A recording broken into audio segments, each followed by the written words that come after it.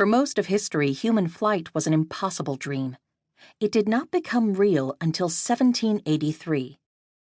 The Montgolfier brothers in France designed a balloon filled with hot air.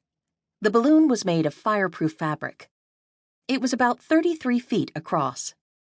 Hot air weighs less than cold air, so the balloon floated. People soon discovered that gas worked the same way. If a basket was attached, it could lift things into the sky. The brothers didn't know if they could send people up in the basket. Maybe people wouldn't be able to live way up in the air. No human had ever been there. They sent up a sheep, a duck, and a rooster to make sure it was safe. The animals lived. On November 21st, 2 men climbed into the balloon's basket. This was as many people as the balloon could easily lift. They floated for about 5 miles. These men were the first people ever to see Earth from the sky. Why does a gas balloon fly? A gas-filled balloon rises because gas weighs less than air. The weight of the gas plus the balloon is less than the weight of the air in the space it occupies.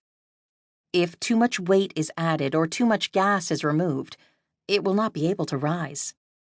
This is why helium party balloons float for a while and then slowly sink to the ground.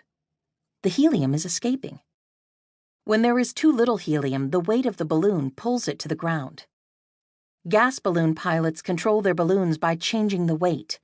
To raise the balloon, they throw something heavy overboard. To lower it, they let out some gas. Soon all of Europe had balloon fever.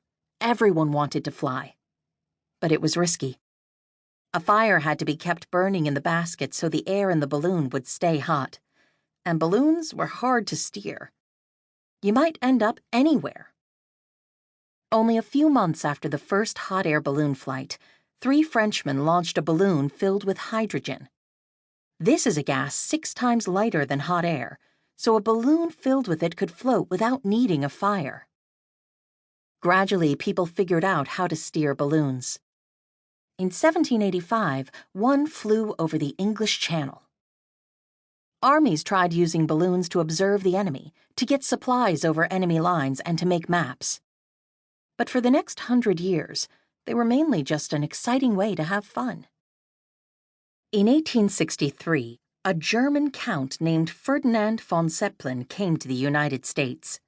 He was an army officer who was there to observe the American Civil War. After studying the battlefields, he headed west. In St. Paul, Minnesota, he met a pilot who had flown balloons for the Union Army.